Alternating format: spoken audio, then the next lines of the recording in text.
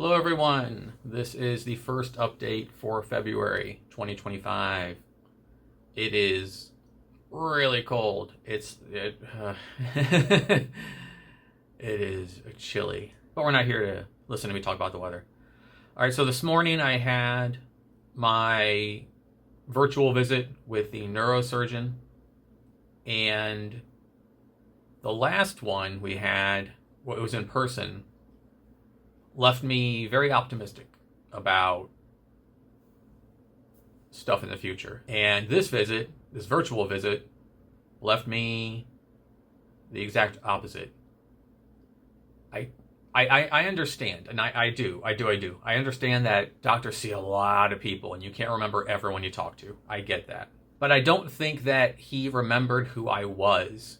He kept asking me questions about my case that we already talked about, and they have their little computers that they type on, or some of them have recorders that they talk into. And this isn't me being overly sensitive with how doctors treat me. None of it is, honestly, none of it is. I know it might sound like I'm hypersensitive when it comes to medical people, for good reason. I would have every reason to be. But I've met some great doctors, and I've met some bad ones. Ironically, the good ones are typically female. I'm leaning towards, we need to see a specialist. Is there a female version of that? Women out there, women, become neurosurgeons, neurologists. Just all kinds of specialists you can find. Just become them. So there's an option for people with empathy and... But no, to give you two examples. One, he asked me if I was seeing a pain management specialist. And I didn't say it like this, but I thought in my head, you're the one who referred me to this guy, the pain management guy I was seeing that had the blocker surgery thing. I went there because of him. He told me to go see him. He referred me to him to have that done. And I was like, you referred me to him? It's like, oh, yes, I see that you had the blocker, or whatever it was called, done. And I was like, yeah. And we're talking, he's talking about, I'm looking at your MRI, which is what they always say. We're looking at your MRI and your x-rays, and your skeletal system looks okay. It's, there's a curve, but the spacing between the vertebrae looks healthy, even if you don't have the padding between the vertebrae that you're supposed to, which would explain a lot. And I said to him, it's not skeletal, it's muscular. I can't grow neck muscle and have it stay. That's the problem. There has to be some kind of something out there that you can do to facilitate the growth of muscle. There has to be. There has to be. Modern medicine has had to have evolved enough that I don't know. People aren't understanding. I'm reaching that incredibly frustrated moment. And then the second example is, I asked him, well, what about the Cleveland Clinic?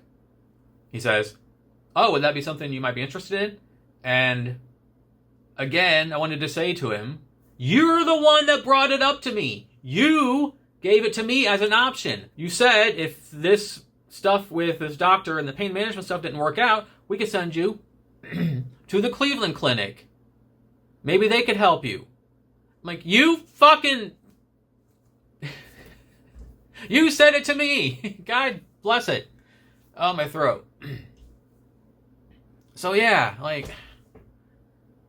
so then he says, I'm going to send some kind of note, I forget what he called the note, to the pain management guy and see if he can, I forget the wording he said, but basically see if he could refer me or talk to his colleagues or something to see what was going on.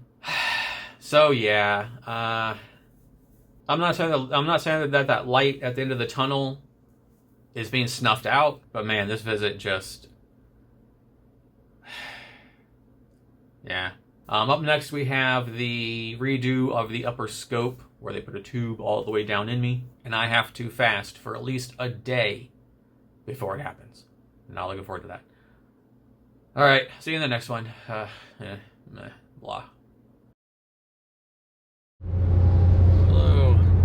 We are on the way to have the upper GI redo in the town about 45 miles west. Ironically, it is, of course, the day of the week that it was freezing rain all night. You probably can't tell, but it is like super icy.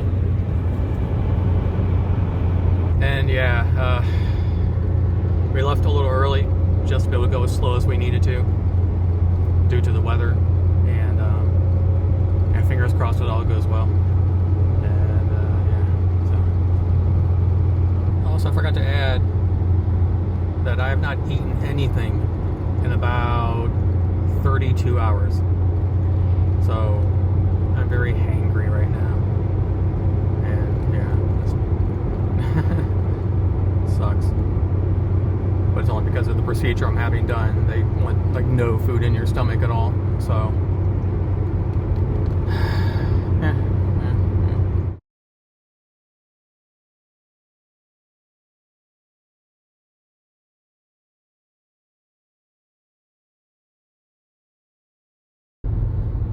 Alright, the procedure is done, thankfully. The people at that place are extremely nice. Like, it's a bit of a drive, but probably some of the nicest medical professionals you can find. They did my, how can I hold this? My IV thing was like probably the most painless IV I've had put in stark contrast to the one for the pain management, which was awful, and then the one, of course, for the arterial blood gas, which was just a nightmare. So it's done. I'll get the results here in about 2 weeks when I see the gastroenterologist doctor, and I'm still coming down from the propofol or whatever they give you.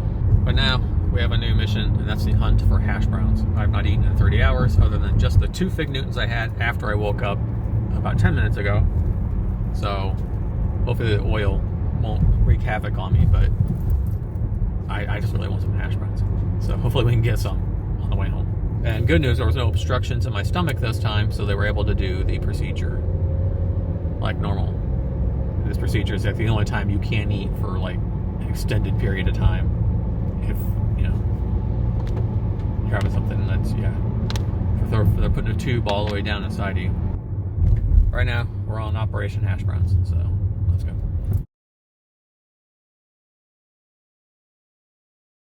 Alright, hash browns have been procured. This is the first fast food I've had in how many years? 5 or 6, I think, because I usually cook. And we don't count Chipotle as fast food. But yeah, as a first, like, yeah, okay. My insides are about to be very angry at me because I've had nothing in them for over 30 hours. Okay. Hello, everyone. Sorry for the camera stuff. I'm holding it. Update. I have made, well, there's 2 updates. One, I have made an appointment with my primary care physician because something's been going on that I am really worried about. I'm not comfortable talking about it out loud yet. I also am not comfortable going to see him. I'm going to see if Justin can go back with me into the visit because I'm just not comfortable with him anymore. But also, it has been almost 2 weeks since I had the virtual visit with the pain management specialist. He was supposed to refer me to another colleague of his in that office to do the occipital block thing. I've heard nothing. As well as it has been about a week and a half since I spoke to the neurosurgeon on the virtual call, and he was supposed to send some kind of note to the pain management guy to get back to me about, you know, possible avenues I could take, and I still have heard nothing. So I am not, yeah. Remember I said in the one video that it was just like, he treated you like, you know, he didn't really give a shit about you, the pain management guy? Yeah, I'm not surprised that he has not been in contact with me at all. So if I don't hear back from him by, I guess Monday, over the weekend, I will call the office, unfortunately, and leave a message or something. I don't know. I don't know what to do. I'm trying all the things, but yeah.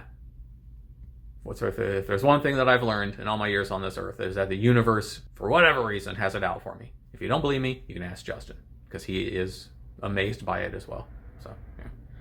All right, I'll keep you updated if anything else happens.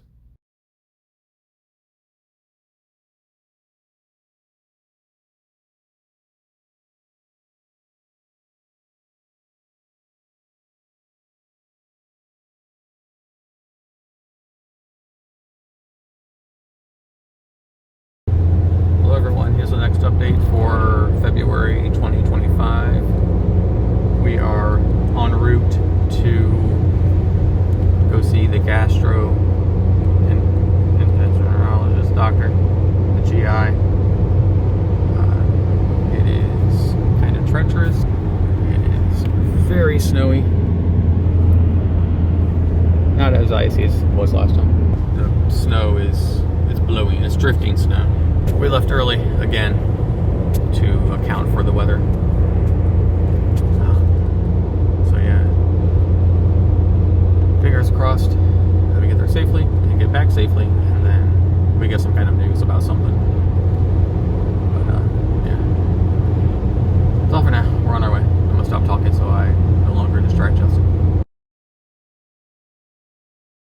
Hello everyone, this is the final video update for February 2025. Had the GI appointment and it went okay. There is some irritation in my esophagus, which I knew. So they want me to continue taking the medication I take for my throat, but they want me to double it to twice a day now. So I'll be doing that. They did take some biopsies of a few things, particularly in my stomach, because there were polyps in my stomach, and that of course is concerning. But she says as of now, it doesn't look like anything that is, dangerous. But it is something that we'll want to keep an eye on in the future. She's still pressuring me to have a colonoscopy done, which I know I will have to have done here in the near future. Obviously, not looking forward to it. But I'm trying to wait until after the appointment in March, because I have one appointment in March that I'm still not wanting to talk about yet. But I'll have to in the March update. We'll get there when we get there. So far, there's only one appointment in March, which thank Jeebus. There's one appointment in April, and there are 2 appointments in May. We don't have to go out of town again until May, as of now, unless something changes or I have to schedule something sooner, which I welcome. I am so tired. I am tired of appointments. I'm tired of traveling. I'm tired of being on the road and in the car and having to go 40 miles one way, an hour and a half another way. It's weighing me down in addition to everything else that I'm going through. I very much welcome the one appointment in a month thing. I have been working on a massive project, as some of you have seen on the channel, which was just out of my hands. It has to be done. And I'm hoping to make a video about that in the future. But since there's only one appointment in March, I am going to try and bring some new content if I can, in March. I have been on the down low working on Doctor Who 9-4.